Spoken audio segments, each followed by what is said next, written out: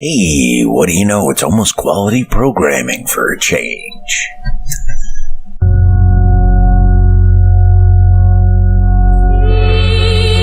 And in my mother's womb was fashioned to be flesh in the time of 10 months, being compacted in blood of the seed of man. That's right. Of the seed of man. The word seed is sperm, and sperm comes through having sex. It's shut out of your father's rod, Right. to put it in layman terms, in his penis. That's right. That means a man put his penis in a woman and bust off in it. Then the angel said to him, "Take out the entrails of this fish, and lay up his heart, and his gall, and his liver for thee. For these are necessary for useful medicines." The rest of the chapters of the book of Esther, Go ahead. which are found neither in the Hebrew nor in the Chaldee.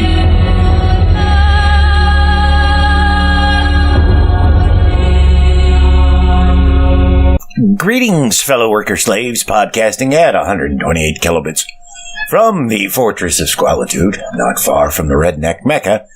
This is the Atheist in the Trailer Park podcast. I'm your host, Tucker. Professor Fuzznuts is busy attacking something on the floor. Ash is curled up asleep. Yes, it's a podcast hosted by a guy and his cats. Get over it. And this is part one of the story of Ahikar, which I'll just be right up and tell you now is the best religious text I've read on this show. Well, not just me, Skullbeards will be here as well. But out of all the religious texts I've read on this show, this is the best one. And apologies for not getting out an episode last week. It's a little complicated, and I'm going to attempt to make up for that by putting out another episode this week. It just all depends. A lot of issues dealing with my nephew's memorial service, which was not last week, but the week before. But I'll save that for the next episode. But in this one, Skullbeard and I, as I said, tackle the story of Ahikar. And this work, which is really short, so it'll be barely 2 episodes, is said to be the inspiration for a lot of religious texts.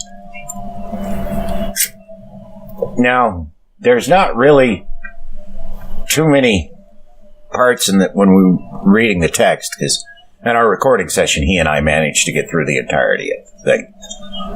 And you'll hear the first half of it this week.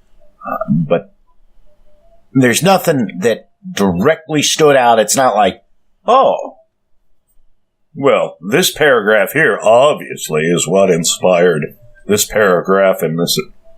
It's not quite like that. There's some lines here and there that you're going, yeah, this is definitely, they definitely cribbed from this for something in the Bible, and you'll hear us discussing it in this episode. And there we are in the next episode of where we cover this. There's some things you're going to listen to them and you're going to say, yeah, that's definitely where they,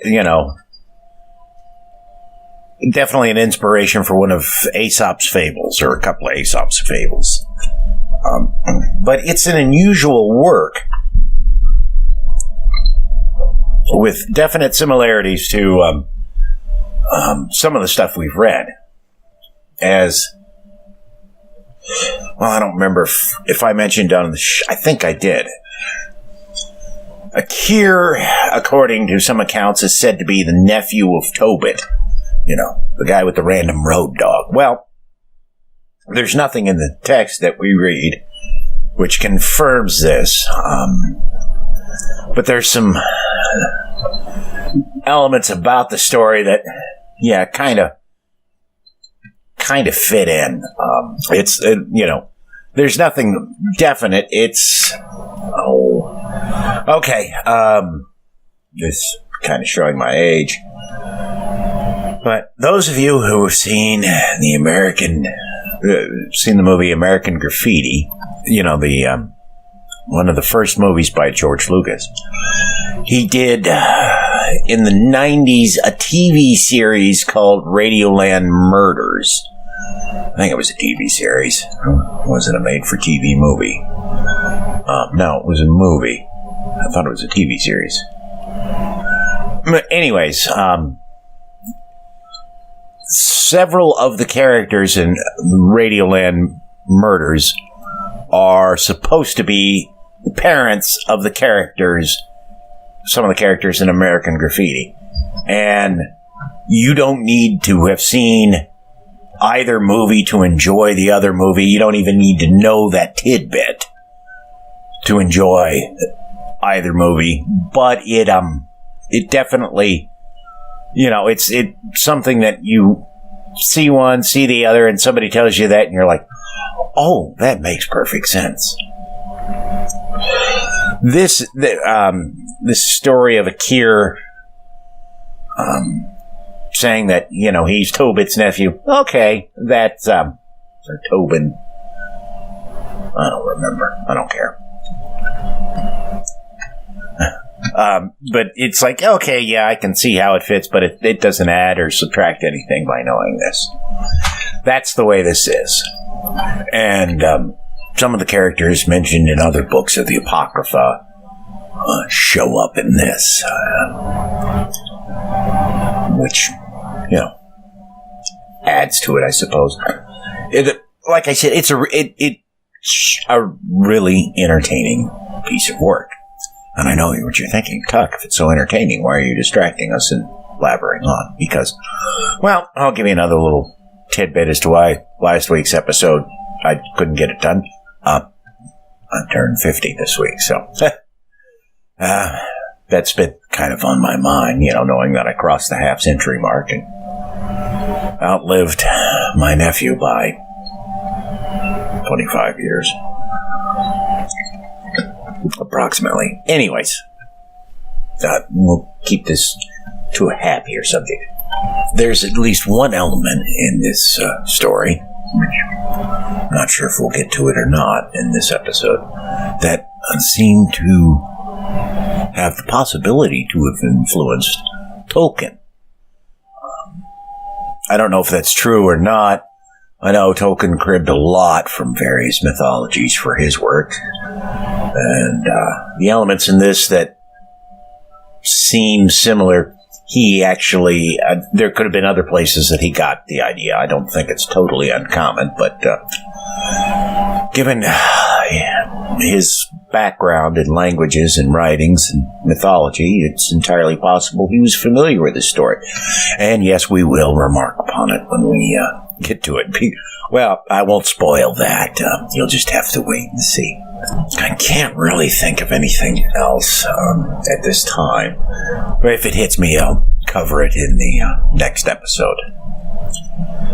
So, let's get to Skullbeard and I reading the first half of the story of Ahikar. I hope you'll enjoy it. It really is a entertaining read. Chapter 1. Ahikar, Grand Vizier of Assyria, had 60 wives, but had fated to have no son. Therefore, he adopts his nephew. He crams him full of wisdom and knowledge, more than of bread and water. The story of Ahikar the Wise, Vizier of Sennacherib the King, and of Medan, sister's son to Ahikar the Sage. And to interrupt for just a second, that Sennacherib name sounds awfully familiar, like something from the Ethiopian Apocrypha. He's the Assyrian king, 705 BCE to 681 BCE. He is principally remembered for his military campaigns against Babylon and Judea. Oh, okay. So I would expect to see him in the Bible as well. Yeah. Actually, you Google that. I'm supposed to be reading. Yeah. There was a vizier in the days of King Sennacherib, son of Saradam, king of Assyria and Nineveh, a wise man named Ahikar, and he was vizier of the king Sennacherib. He had a fine fortune and much goods, and he was skillful, wise, a philosopher in knowledge, in opinion, and in government, and had married 60 women, and they built a castle for each of them. But, yeah. Rich. Very much so. But with it all, he had no child by any of these women who might be his heir. Well, yeah, because you can't let those women get on the throne. And he was very sad on account of this, and one day he assembled the astrologers and the learned men and the wizards and explained to them his condition and the matter of his barrenness. Ooh, they're blaming him and not the women. That's a first. Mm-hmm. And they said to him, "Go sacrifice to the gods and beseech them that perchance they may provide thee with a boy." It's a good thing he's not a Catholic priest. Mm. And he did as they told him and offered sacrifices to the idols and besought them and implored them with request and entreaty. And they answered him not one word. Really? God's not answering?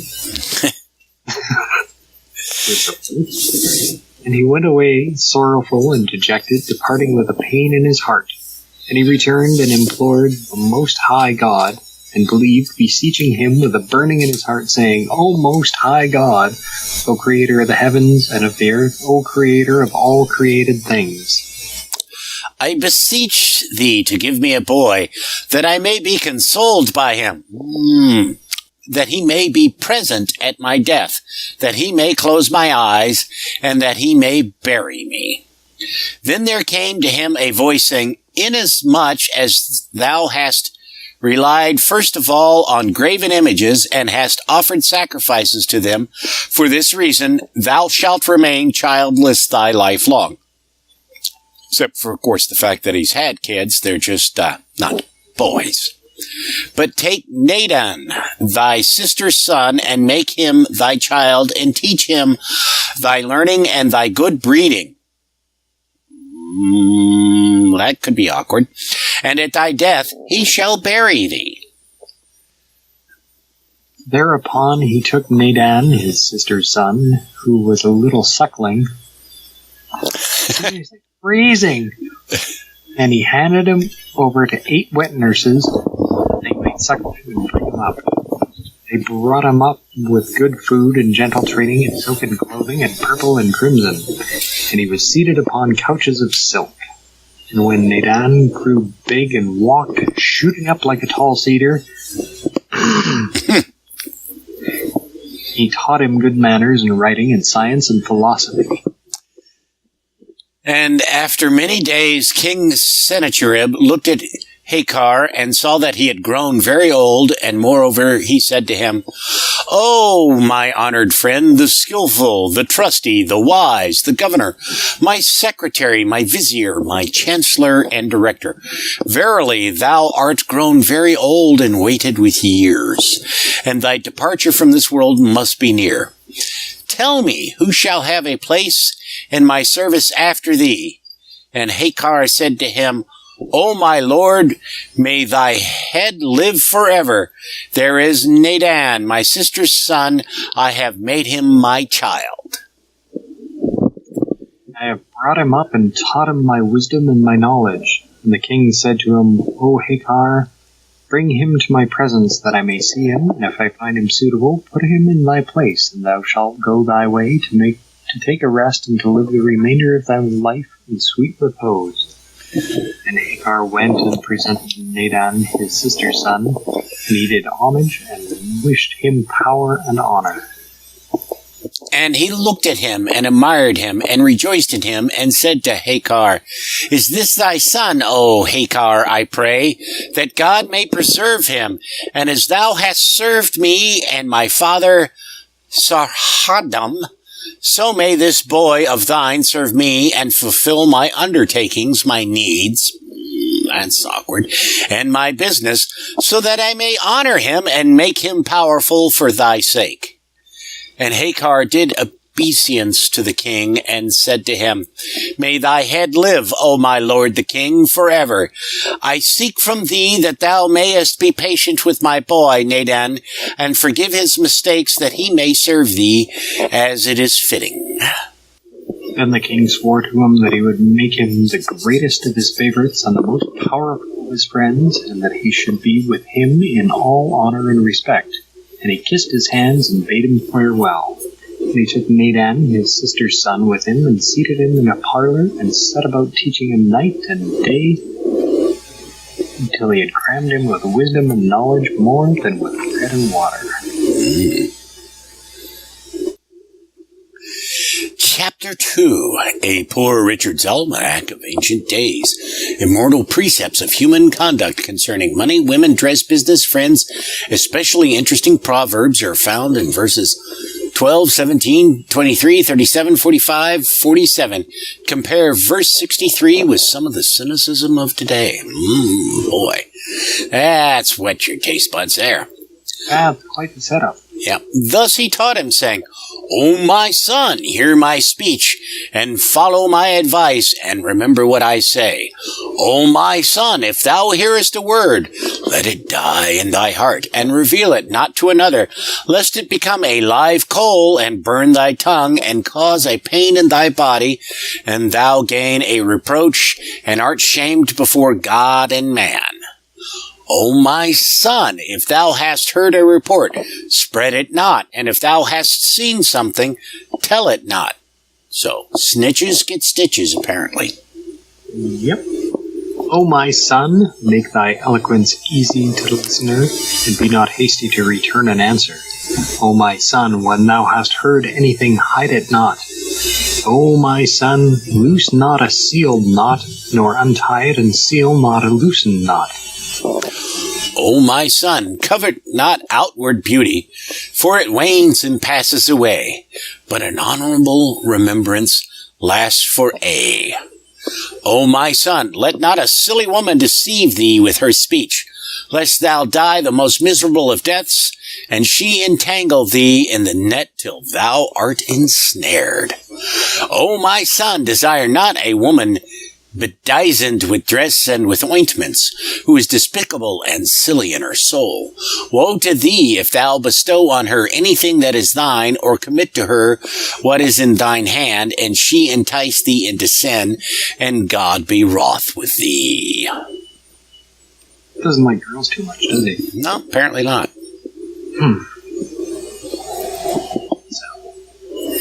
O my son, be not like the almond tree, for it brings forth leaves before all the trees, and edible fruit after them all. But be like the mulberry tree, which brings forth edible fruit before all the trees, and leaves after them all.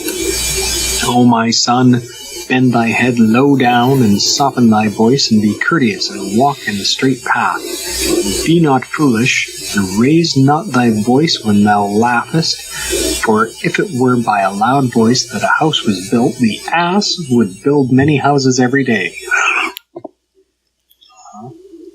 And if it were by dint of strength that the plow were driven, the plow would never be removed from under the shoulders of the camels.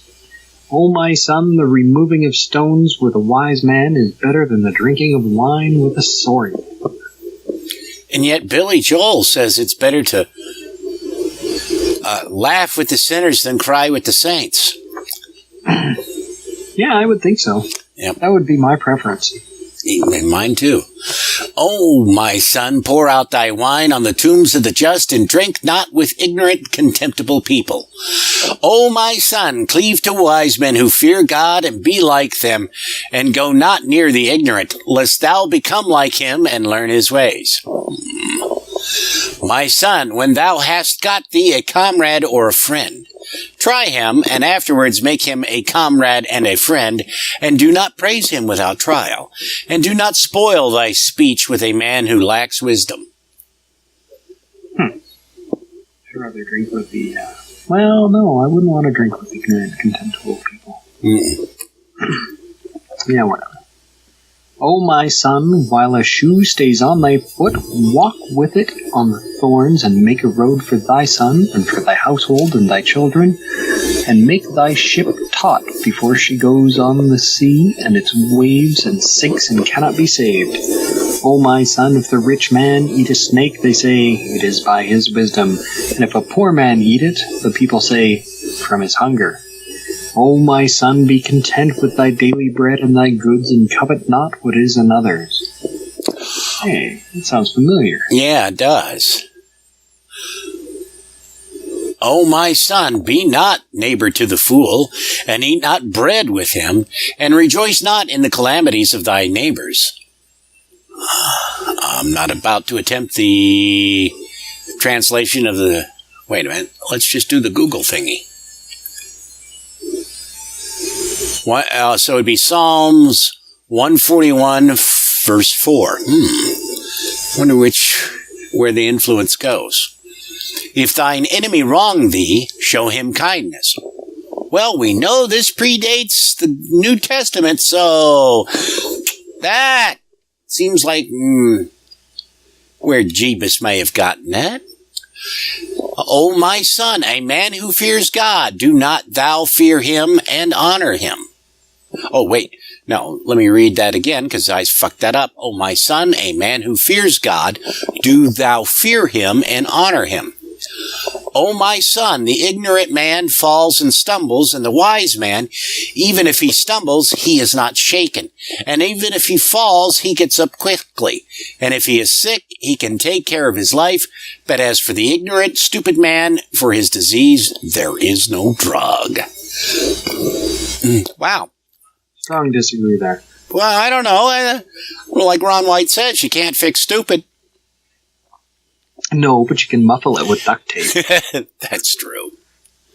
O my son, if a man approach thee who is inferior to thyself, go forward and meet him and remain standing. And if he cannot recompense thee, his Lord will recompense thee for him. O my son, spare not to beat thy son, for the drubbing of thy son is like manure to the garden, and like tying the mouth of a purse, and like the tethering of beasts, and like the bolting of a door. So, beat your children well. Yep. O my son, restrain thy son from wickedness, and teach him manners before he rebels against thee, and brings thee into contempt among the people, and thou hang thy head in the streets and the assemblies, and thou be punished for the evil of his wicked deeds. O my son, get thee a fat ox with a foreskin. Okay. And an ass great with its hoof, and get not an ox with large horns, nor make friends with a tricky man, nor get a quarrelsome slave, nor a thievish handmaid. For everything which thou committest to them, they will ruin.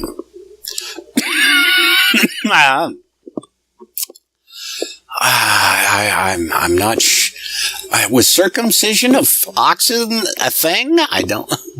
I don't know. May have to drop that in casual conversation. Yeah. My son, let not thy parents curse thee, and the Lord shall be pleased with them. For it hath been said, he who despiseth his father or his mother, let him die the death of sin.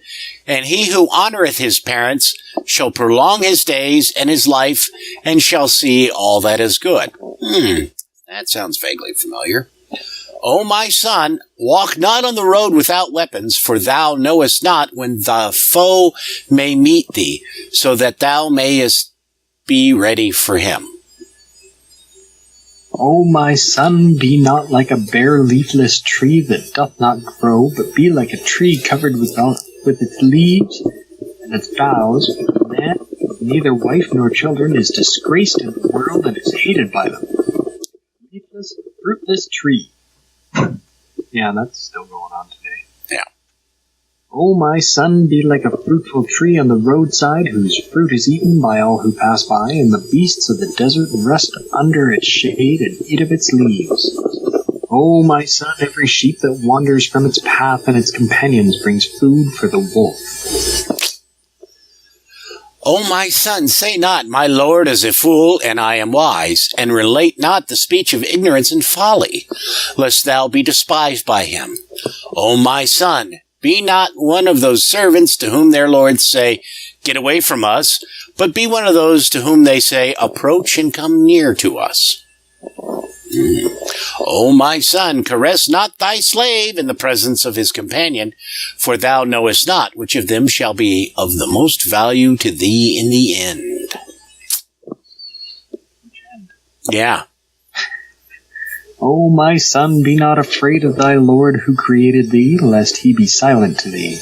O my son, make thy speech fair, and sweeten thy tongue, and permit not thy companion to tread on thy foot, lest he tread on another time or thy breast. Oh my kids. Yeah. O my son. Oh, I think that one's mine, no? Yeah. O my son, if thou beat a wise man with a word of wisdom, it will lurk in his breast like a subtle sense of shame, and if thou rub the ignorant with a stick, he will neither understand nor hear. Wow. That's true. Yeah, I mean, anyone who's had an argument on the internet can relate to that. You ever talk to a flat earther? Yeah. O my son, if thou send a wise man for thy needs, do not give him many orders, for he will do thy business as thou desirest. And if thou send a fool, do not order him, but go thyself and do thy business. For if thou order him, he will not do what thou desirest. If they send thee on business, hasten to fulfill it quickly. O my son, do not make an enemy of a man stronger than thyself, for he will take thy measure and his revenge on thee. Yeah, you don't, what is it? You don't pull the mask off the Lone Ranger? You don't step on Superman's cape, and you don't mess around with Jim. Mm-hmm.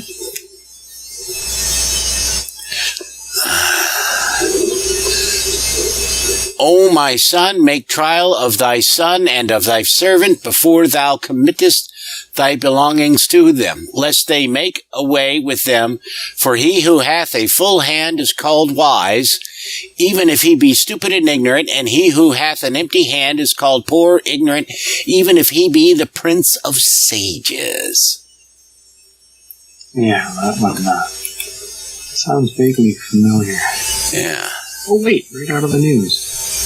Got a stupid guy with a full hand. Whatever. Oh my son, I have eaten the colocynth and swallowed aloes, and I have found nothing more bitter than poverty and scarcity. O my son, teach thy son frugality and hunger, that he may do well in the management of his household. O my son, teach not the ignorant the language of wise men, for it will be burdensome to him. And according to the Googles, colocynth is an herb. The right fruit is used as a medicine. Other names are alejandro, bitter apple, bitter cucumber, and a whole bunch of Latinized terms that I ain't even going to bother with. There is vine of Sodom. Ooh. And wild gourd. Despite serious safety concerns, colocynth is used in combination products for treating constipation, liver, and gallbladder ailments. It contains the chemical cucurbitacin, which is extremely irritating to the mucous membranes, including the mucous membranes in the stomach and the intestines. So that sounds like that was not a fun ride at all. No.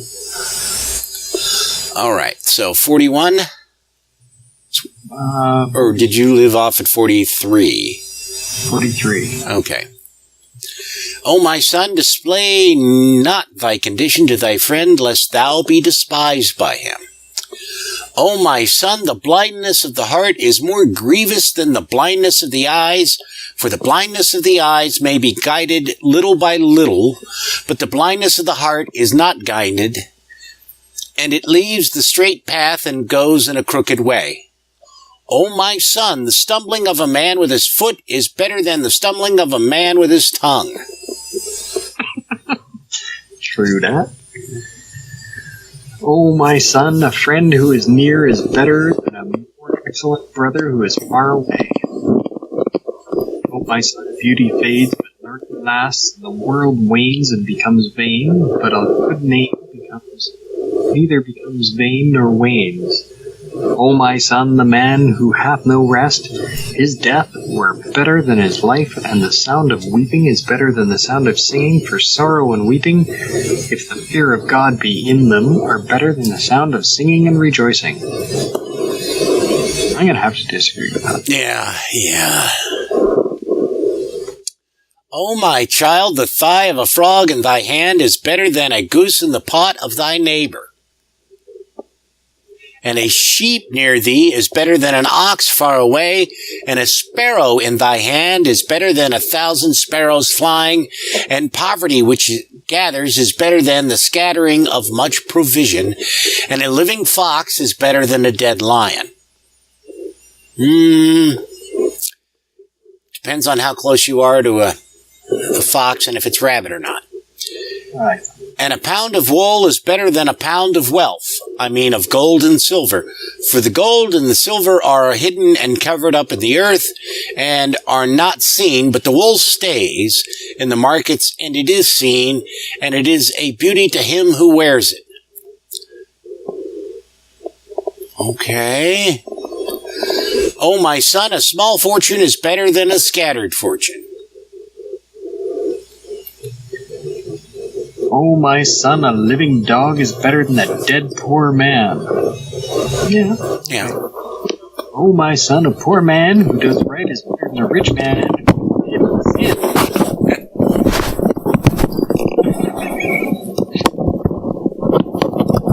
My son, in thy heart shall be.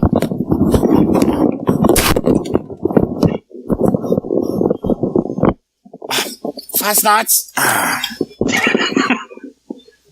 Goofball. Yeah. Okay. Oh, my son, let not a word issue from thy mouth till it has taken counsel with thy heart, and stand not betwixt persons quarreling, because from a bad word there comes a quarrel, and from a quarrel there comes a war, and from war there comes fighting, and thou wilt be forced to bear witness, but run from thence and rest thyself. Again, snitches get stitches. Yep. O my son, withstand not a man stronger than thyself, but get thee a patient spirit, an endurance, and an upright conduct, for there is nothing more excellent than that. O my son, hate not thy first friend, for the second one may not last. O my son, visit the poor in his affliction, and speak of him in the Sultan's presence, and do thy diligence to save him from the mouth of the lion. O my son, rejoice not in the death of thine enemy, for after a little while thou shalt be his neighbor, and him who mocks thee do not respect and honor, and be beforehand with him in greeting. O my son, if water would stand still in heaven, and a black crow become white, and myrrh grow sweet as honey, then ignorant men and fools might understand and become wise. Okay. O my son, if thou desire to be wise, restrain thy tongue from lying, and thy hand from stealing, and thine eyes from beholding evil, then thou wilt be called wise. O my son, let the wise man beat thee with a rod, but let not the fool anoint thee with sweet salve. Be humble in thy youth, and thou shalt be honored in thine old age. O my son, withstand not a man in the days of his power, nor a river in the days of its flood. I do not understand that. And don't stand in the river in flood. I wouldn't recommend it. O my son, be not hasty in the wedding of a wife, for if it turns out well, she will stay. Okay. My lord, make provision for me, and if it turns out ill, she will rate him who was the cause of it. O my son, whosoever is elegant in his dress is the same in his speech, and he who has a mean appearance in his dress, he also is the same in his speech. O my son, if thou hast committed a theft, make it known to the Sultan, and give him a share of it, that thou mayst be delivered from him, for otherwise thou wilt endure bitterness. So, it's all right to steal as long as you give a cut of your ill-gotten gains to the Sultan. Yep. Yeah, as long as you're paying your taxes, it's all cool. Yeah. O my son, make a friend of the man whose hand is satisfied and filled, and make no friend of the man whose hand is closed and hungry. There are 4 things in which neither the king nor his army can be secure: oppression by the vizier, and bad government, and perversion of the will, and tyranny over the subject, and 4 things which cannot be hidden: the prudent, and the foolish, and the rich, and the poor. Actually, you can do a pretty good job hiding the poor. Well, you just don't look. Well, yeah, but I mean, like, before they have, like, the Olympics somewhere, they, manage to get all the poor people who are homeless off the streets and, hidden away. They're not solving the homeless issue. They've just gotten them out and away from the public. Yeah, it happens at royal weddings, too. Yeah. Chapter 3. Ahikar retires from active participation in affairs of state. He turns over his possessions to his treacherous nephew. Uh-oh. Oh. Here is the amazing story of how a thankless profligate turns forgerer. A clever plot to entangle Ahikar results in his being condemned to death. Apparently, the end of Ahikar. Wow. We should have that on a crawler. Yeah. Star Wars or something. Thus spake Ahikar, and when he had finished these injunctions and proverbs to Nadan, his sister's son, he imagined that he would keep them all, and he knew not that instead of that he was displaying weariness and contempt and mockery. Therefore, Ahikar sat still in his house and delivered over to Nadan all his goods, and the slaves, and the handmaidens, and the horses, and the cattle, and everything else that he had possessed and gained. Power of abiding and of forbidding remained in the hand of Nadan. And Ahikar sat at rest in his house, and every now and then Ahikar went and paid his respects to the king and returned home. Now, when Nadan perceived that the power of bidding and forbidding was in his own hand, he despised the position of Ahikar and scoffed at him, and set about blaming him whenever he appeared, saying, "My uncle Ahikar is in his dotage, and he knows nothing now." And he began to beat the slaves and the handmaidens, and to sell the horses and the camels, and be spendthrift with all his uncle Ahikar had owned. And when Ahikar saw that he had no compassion on his servants nor on his household, he arose and chased him from his house, and sent to inform the king that he had scattered his possessions and his provision. And the king arose and called Nadan and said to him, "Whilst Ahikar remains in health, no one shall rule over his goods, nor over his household, nor over his possessions." And the hand of Nadan was lifted off from his uncle Ahikar and from all his goods, and in the meantime he went neither in nor out, nor did he greet him. Therefore Ahikar repented him of his toil with Nadan, his sister's son, and continued to be very sorrowful. And Nadan had a younger brother named Benuzardan, so Ahikar took him to himself in the place of Nadan, and brought him up and honored him with the utmost honor. And he delivered over to him all that he possessed, and made him governor of his house. Now when Nadan perceived what had happened, he was seized with envy and jealousy. And he began to complain to everyone who questioned him, and to mock his uncle, saying, My uncle has chased me from his house and has preferred my brother to me. But if the Most High God gave me the power, I shall bring upon him the misfortune of being killed. Well, that's nice. And Nadon continued to meditate as to the stumbling block he might contrive for him. And after a while, Nadon turned it over in his mind and wrote a letter to Achish, son of Shah the Wise, king of Persia, saying thus: Peace and health and might and honor from Sennacherib, king of Assyria and Nineveh, and from his vizier and his secretary Ahikar unto thee, O great king. Let there be peace between thee and me. And when this letter reaches thee, if thou wilt arise and go quickly to the plain of Nisrin, and to Assyria and Nineveh, I will deliver up the kingdom of thee to thee without war and without battle array. And he wrote also another letter in the name of Ahikar to Pharaoh, king of Egypt. Let there be peace between thee and me, O mighty king. Right. So apparently that whoever wrote this doesn't know that Pharaoh was a title and not a name. Sort of like the guy that wrote Exodus. Mm-hmm.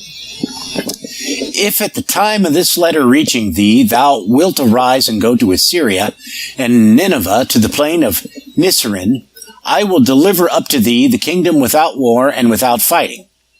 And the writing of Nadon was like to the writing of his uncle Ahikar. Then he folded the two letters and sealed them with the seal of his uncle Ahikar. They were nevertheless in the king's palace. Then he went and wrote a letter likewise from the king to his uncle Ahikar. Peace and health to my vizier, my secretary, my chancellor Ahikar. O Ahikar, when this letter reaches thee, assemble all the soldiers who are with thee, and let them be perfect in clothing and in numbers, and bring them to me on the 5th day in the plain of Nisrin. And when thou shalt see me there coming toward thee, haste and make the army move against me as an enemy who would fight with me. For I have with me the ambassadors of Pharaoh, king of Egypt, that they might see the strength of our army and may fear us, for they are our enemies and they hate us. So he's setting up a little power play. Yeah. Although it's kind of confusing how this is going to play out. Somebody's going to get their ass kicked. Yeah, that's usually how it goes. Then he sealed the letter and sent it to Ahikar by one of the king's servants. And he took the other letter, which he had written, and spread it before the king and read it to him and showed him the seal. And when the king heard what was in the letter, he was perplexed with a great perplexity. Wow, that's some good writings. And was wroth with a great and fierce wrath, and said, I have shown my wisdom. What have I done to Ahikar that he has written these letters to mine enemies? Is this my recompense from him for my benefits to him? And Nadon said to him, Be not grieved, O king, nor be wroth, but let us go to the plain of Nisrin and see if the tale be true or not. Then Nadon arose on the 5th day and took the king and the soldiers and the vizier, and they went to the desert, to the plain of Nisrin. And the king looked, and lo, Ahikar and the army were set in array. When Ahikar saw that the king was there, he approached and signaled to the army to move as in war, and to fight in array against the king as it had been found in the letter, he not knowing what a pit Nadon had digged for him. And when the king saw the act of Ahikar, he was seized with anxiety and terror and perplexity, and was wroth with a great wrath. And Nadon said to him, Hast thou seen, O my lord the king, what has this wretch done?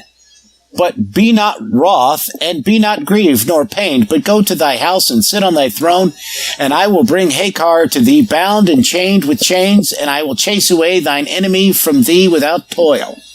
So what happened to the other armies? Did they not get the letters? And did not Ahikar look at that and say, something's up here? Apparently not. Apparently not. And the king returned to his throne, being provoked about Ahikar, and did nothing concerning him. And Nadon went to Ahikar and said to him, Voila! O my uncle, The king verily rejoiceth in thee with great joy, and thanks thee for having done what he commanded thee. Okay. And now he hath sent me to thee that thou mayest dismiss the soldiers to their duties, and come thyself to him with thy hands bound behind thee, and thy feet chained, that the ambassadors of Pharaoh may see this, and that the king may be feared by them and their king. Wow, if that just doesn't say sucker's setup, I don't know what does. It's totally a setup. Then answered Ahikar and said, To hear is to obey. And he arose straightway, and bound his hands behind him, and chained his feet. And Nadan took him, and went with him to the king. And when Ahikar entered the king's presence, he did obeisance before him on the ground, and wished for power and perpetual life to the king. Then said the king, O Ahikar, my secretary, the governor of my affairs, my chancellor, the ruler of my state, tell me, what evil have I done to thee, that thou hast rewarded me by this ugly deed? Then they showed him the letters in his writing, and with his seal. And when Ahikar saw this, his limbs trembled, and his tongue was tied at once, and he was unable to speak a word from fear, but hung his head towards the earth and was dumb. Now, why the fuck did he trust either of them trust Nadan to begin with? Because wasn't he supposed to be a dipshit? Some kind of shit stain, yeah. Yeah. And when the king saw this, he felt certain that the thing was from him, and he straightway rose and commanded them to kill Ahikar and to strike his neck with the sword outside of the city. Then Nadan screamed and said, O Ahikar, O blackface, what avails thee thy meditation or thy power in the doing of this deed to the king? Thus says the storyteller, and the name of the swordsman was Abu Samek. The king said to him, O swordsman, arise, go, cleave the neck of Ahikar at the door of his house, and cast away his head from his body 100 cubits. Then Ahikar knelt before the king and said, Let my lord the king live forever, and if thou desire to slay me, let thy wish be fulfilled, and I know that I am not guilty, but the wicked man has to give an account of his wickedness. Nevertheless, O my lord the king, I beg of thee, and of thy friendship, permit the swordsman to give my body to my slaves, that they may bury me, and let thy slave be thy sacrifice. The king arose and commanded the swordsman to do it according to his desire. And he straightway commanded his servants to take Ahikar and the swordsman, and to go with him naked, that they might slay him. Yeah, that's, Is that what they're calling it? Yeah. And when Ahikar knew for certain that he was to be slain, he sent to his wife, and said to her, Come out and meet me, and let there be with thee 1,000 young virgins, and dress them in gowns of purple and silk, that they may wait for me for my death. Okay, where are you going to get 1,000 virgins at this time? And prepare a table for the swordsman and for his servants, and mingle plenty of wine, that they may drink. Oh, perhaps he's got a cunning plan. Wow, chicka, wow, wow. Uh-huh. And when the army of the king... Wait, no, 43. 43. And she did all that he commanded her, and she was very wise, clever, and prudent, and she united all possible courtesy and learning. When the army of the king arrived, they found the table set in order, and the wine and the luxurious viands, and they began eating and drinking till they were gorged and drunken. Then Ahikar took the swordsman aside, apart from the company, and said, O Abu Samek, dost thou not know that when Sarhadon the king, the father of Sennacherib, wanted to kill thee, I took thee and hid thee in a certain place, until the king's anger subsided, and he asked for thee? And when I brought thee into his presence, he rejoiced in thee, and now remember the kindness that I did thee. Wow, this is like a weird retcon. And I know that the king will repent him about me, and will be wroth with a great wrath about my execution. For I am not guilty, and it shall be I guess it's, for I am not guilty, and it shall he, when thou present, it should be shall be. For I am not guilty, and it shall be when thou shalt present me before him in his palace, thou shalt meet me with great good fortune, and know that Nadan, my sister's son, has deceived me, and has done this bad deed to me, and the king will repent of having slain me, and now I have a cellar in the garden of my house, and no one knows of it. Well, they do now, you idiot. Hide me in it with the knowledge of my wife, and I have a slave in prison who deserves to be killed. Bring him out and dress him in my clothes, and command the servants, when they are drunk, to slay him. They will not know who it is they are killing, and cast away his head 100 cubits from his body, and give his body to my slaves, that they may bury it. And thou shalt have laid up a great treasure with me. And then the swordsman did as Ahikar had commanded him, and he went to the king and said to him, May thy head live forever. Then Ahikar's wife let down to him in the hiding place every week what sufficed for him, and no one knew of it but herself. Well, in Abu Samir. And the story was reported and repeated and spread abroad in every place of how Ahikar the sage had been slain and was dead, and all the people of that city mourned for him. And they wept and said, Alas for thee, O Ahikar, and for thy learning and thy courtesy, how sad about thee and about thy knowledge. Where can another like thee be found, and where can there be a man so intelligent, so learned, so skilled in ruling as to resemble thee, that he might fill thy place? But the king was repenting about Ahikar, and his repentance availed him not. Then he called for Nadan, and said to him, Go and take thy friends with thee, and make a mourning and a weeping for thy uncle Ahikar, and lament for him, as the custom is, doing honor to his memory. But when Nadan, the foolish, the ignorant, the hard-headed, went to the house of his uncle, he neither wept nor sorrowed nor wailed, but assembled heartless and dissolute people, and set about eating and drinking.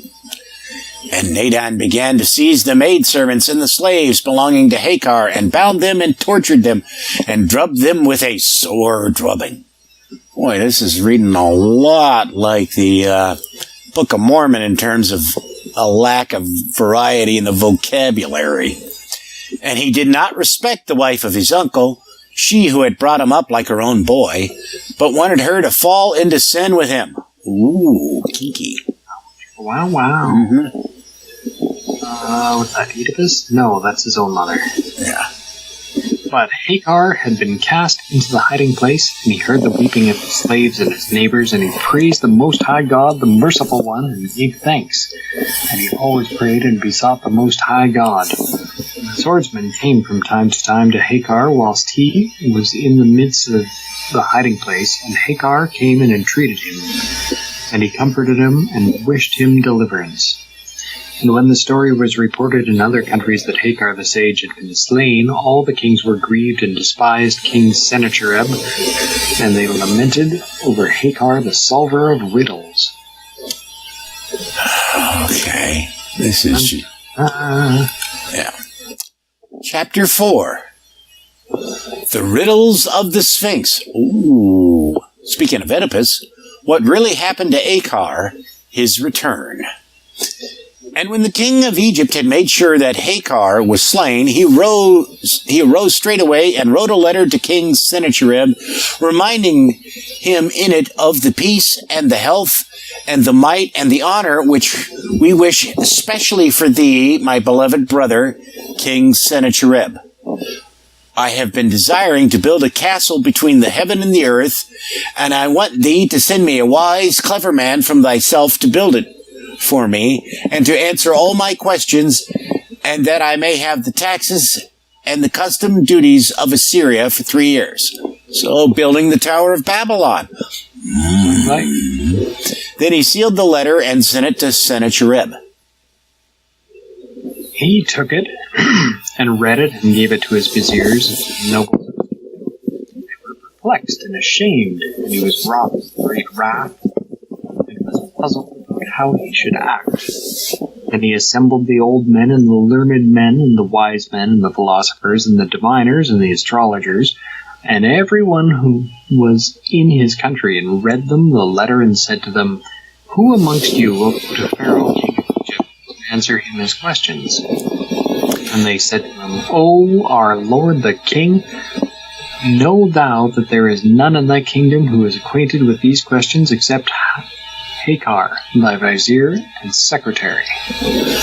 But as for us, we have no skill in this, unless it be Nadan, his sister's son.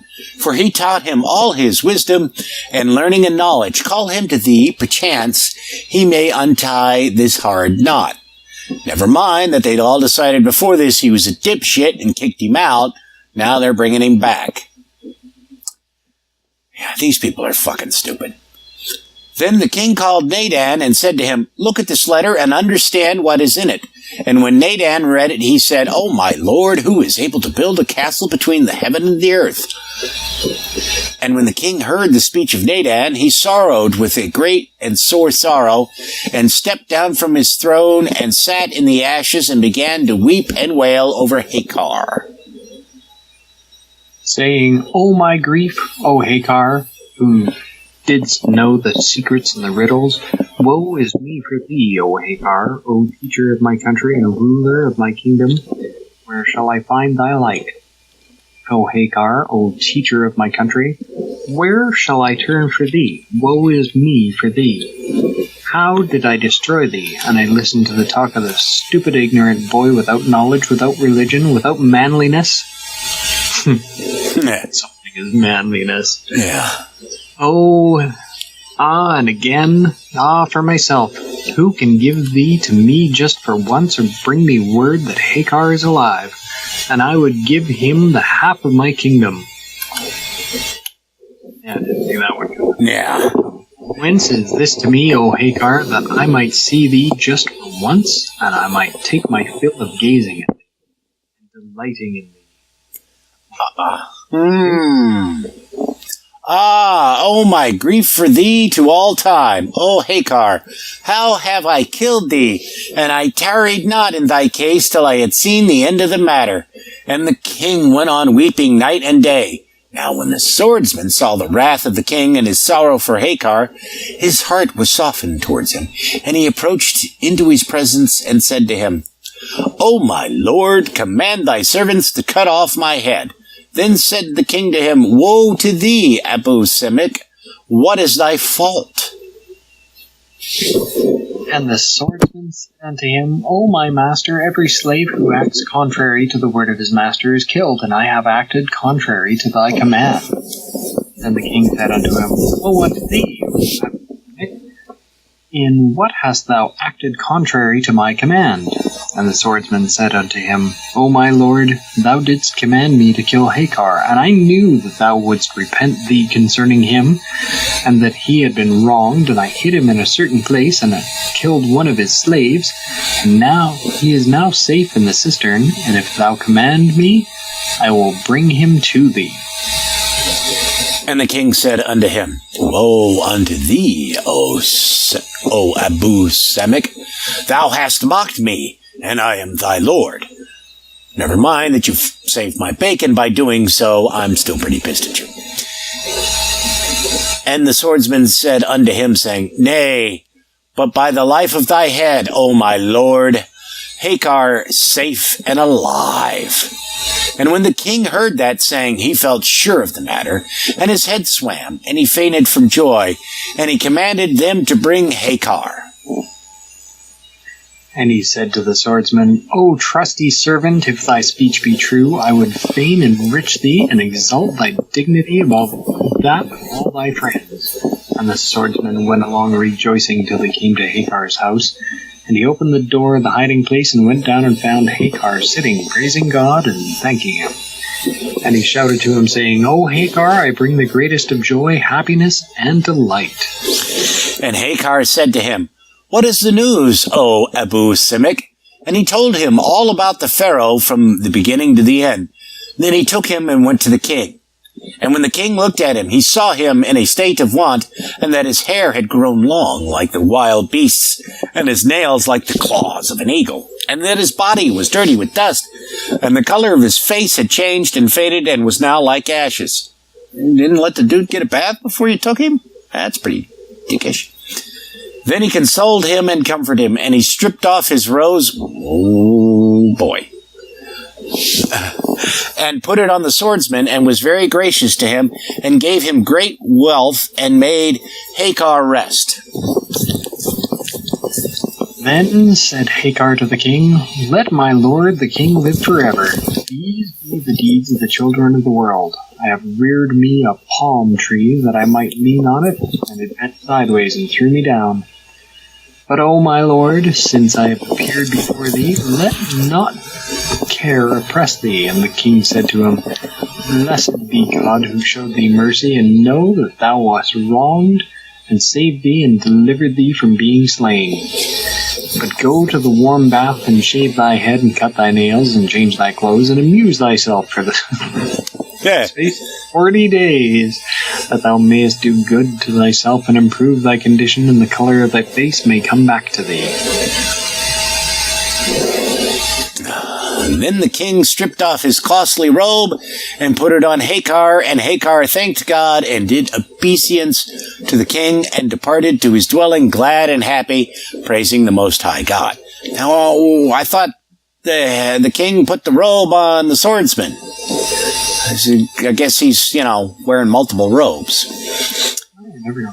Yeah, and the people of his household rejoiced with him, and his friends and everyone who heard that he was alive rejoiced also.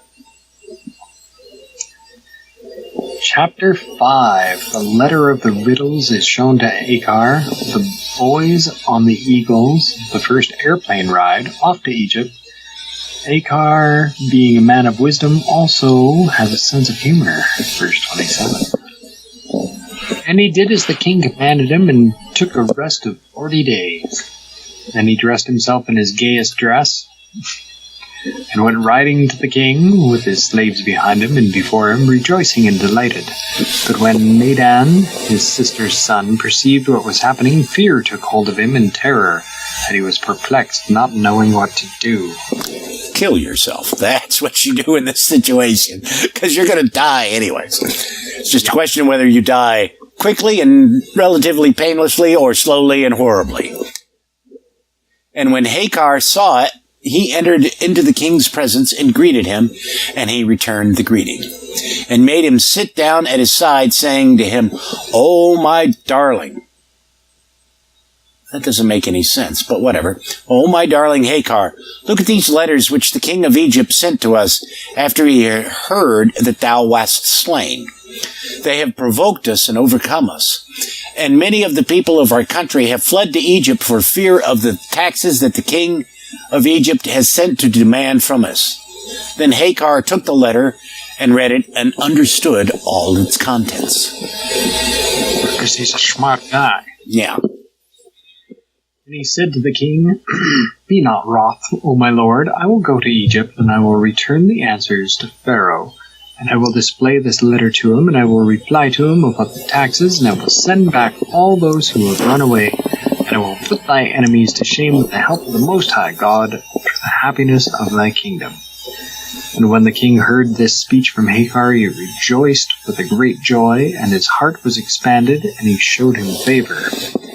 Ahikar said to the king, "Grant me a delay of 40 days, that I may consider this question and manage it." And the king permitted this. So it's been 80 days since it'll be 80 days at the minimum since they found out that Ahikar was still alive. Yep. Before he does anything. And the Pharaoh is cool with this? And Ahikar went to his dwelling, and he commanded the huntsmen to capture 2 young eaglets for him. And they captured them and brought them to him, and he commanded the weavers of ropes to weave 2 cables of cotton for him, each of them 2,000 cubits long, and he had the carpenters brought and ordered them to make 2 great boxes, and they did this. Then he took two little lads and spent every day sacrificing lambs and feeding the eagles and the boys and making the boys ride on the backs of the eagles. And he bound them with a firm knot and tied the cable to the feet of the eagles and let them soar upwards little by little every day to a distance of 10 cubits till they grew accustomed and were educated to it. And they rose all the length of the rope till they reached the sky, the boys being on their backs. Then he drew them to himself. Now already this is more interesting than the Bible. Nobody had, Yeah, they didn't do any of this stuff. Yeah, and unlike the Lord of the Rings trilogy, they didn't wait till the end of the fucking third book to do this shit. They got the eagles right away. And when Ahikar saw that his desire was fulfilled, he charged the boys that when they were borne aloft to the sky, they were to shout, saying, "Bring us clay and stone that we may build a castle for King Pharaoh, for we are idle." And Ahikar was never done training them and exercising them till they had reached the utmost possible point of skill. Then leaving them, he went to the king and said to him, "O my lord, the work is finished according to thy desire. Arise with me, that I may show thee the wonder." So the king sprang up and sat with Hagar, and went to a wide place and sent to bring the eagles and the boys. And Ahikar tied them and let them off into the air all the length of the ropes, and they began to shout as he had taught them. Then he drew them to himself and put them in their places. And the king and those who were with him wondered with a great wonder. And the king kissed Ahikar between his eyes and said to him, "Go in peace, O my beloved, O pride of my kingdom, to Egypt, and answer the questions of Pharaoh, and overcome him by the strength of the Most High God." Then he bade him farewell, and took his troops and his army, and the young men and the eagles, and went towards the dwellings of Egypt. And when he had arrived, he turned towards the country of the king. And when the people of Egypt knew that Sennacherib had sent a man of his privy council to talk with Pharaoh and to answer his questions, they carried the news to King Pharaoh, and he sent a party of his privy counselors to bring him before him. And he came and entered into the presence of Pharaoh, and did obeisance to him, as it is fitting to do to kings. And he said to him, "O my lord, the king Sennacherib, the king hails thee with abundance of peace and might and honor. And he has sent me, who am one of his slaves, that I may answer thee thy questions, and may fulfill all thy desire. Bow, chicka, wow, wow. For thou hast sent to seek from my lord the king a man who will build thee a castle between the heaven and the earth. And I, by the help of the Most High God and thy noble favor and the power of my lord the king, will build it for thee as thou desirest. But, O my lord the king, what thou hast said in it about taxes of Egypt for 3 years, now the stability of a kingdom is strict justice.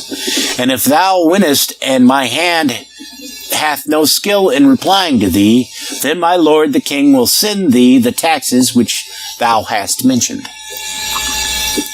And if I shall have answered thee in thy questions, it shall remain for thee to send whatever thou hast mentioned to my lord the king." And when Pharaoh heard that speech, he wondered and was perplexed by the freedom of his tongue and the pleasantness of his speech. And King Pharaoh said to him, "O man, what is thy name?" And he said, "Thy servant is Abikam, and I am a little ant of the ants of King Sennacherib."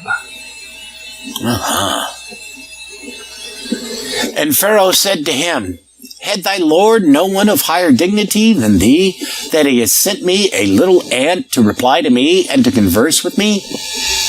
And Ahikar said to him, "O my lord the king, I would to God Most High that I may fulfill what is on thy mind. For God is with the weak, that he may confound the strong." Then Pharaoh commanded that they should prepare a dwelling for Abikam and supply him with provender, meat and drink, and all that he needed. And when it was finished 3 days afterwards, Pharaoh clothed him in purple and red, and sat on his throne, and all his viziers and the magnates of his kingdom were standing with their hands crossed, their feet close together, and their heads bowed. And Pharaoh sent to fetch Abikam, and when he was presented to him, he did obeisance before him, and kissed the ground in front of him. And King Pharaoh said to him, O Abikam, whom am I like? And the nobles of my kingdom, to whom are they like? And Ahikar said to him, O my lord the king, thou art like the idol Bel, and the nobles of thy kingdom are like his servants. Okay, so Bel and the dragon. I'm guessing it's the same Bel. He said to him, Go and come back hither tomorrow. So Ahikar went as King Pharaoh had commanded him. And on the morrow, Ahikar went into the presence of Pharaoh and did obeisance and stood before the king. And Pharaoh was dressed in a red color, and the nobles were dressed in white. And Pharaoh said to him, O Abikam, whom am I like? My kingdom, to whom are they like?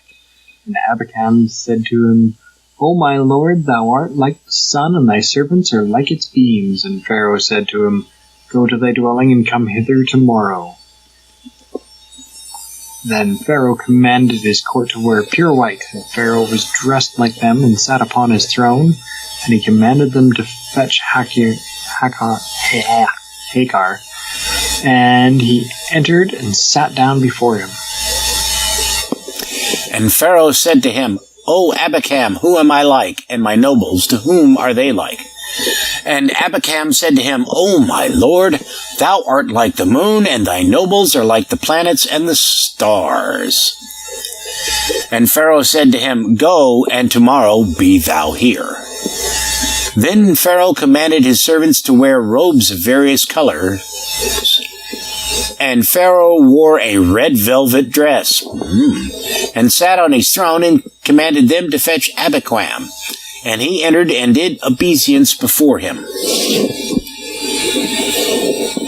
And he said, O Abikam, whom am I like? And my armies, to whom are they like? And he said, O my lord, thou art like the month of April, and thy armies are like its flowers. And when the king heard it, he rejoiced with a great joy, and said, O Abikam, the first time thou didst compare me to the idol Bel, and my nobles and its servants.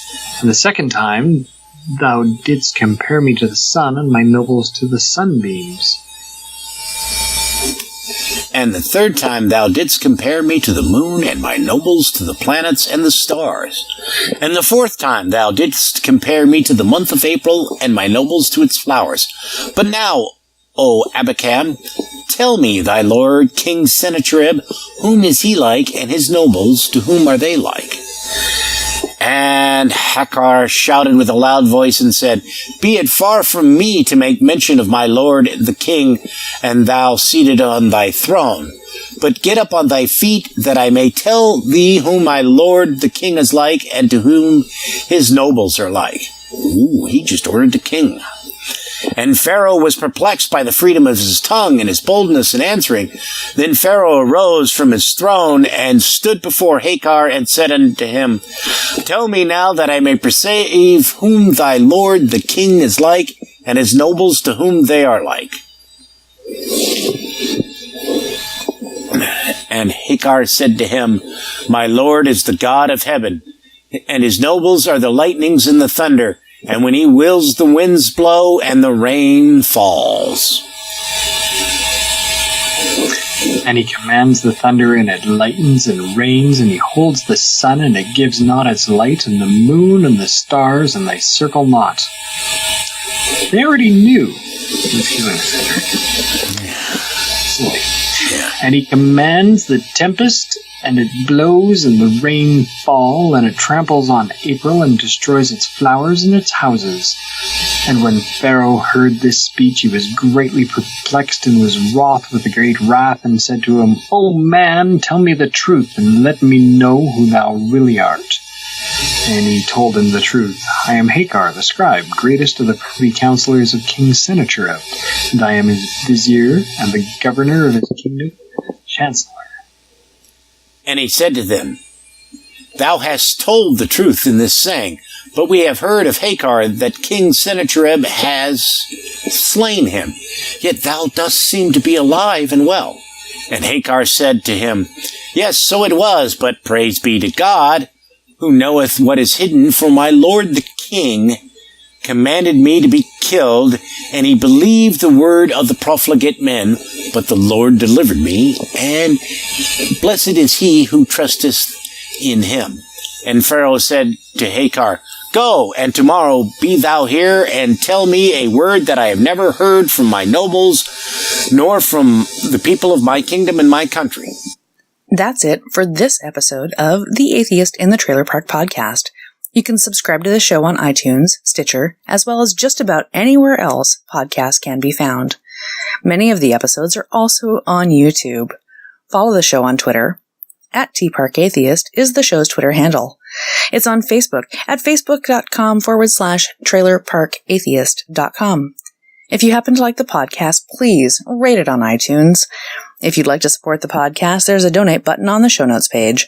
You can support it via Patreon at patreon.com/TNTucker. Thanks for listening. Say goodnight, Fuznuts. All I know is this violates every canon of respectable broadcasting. Damned cat.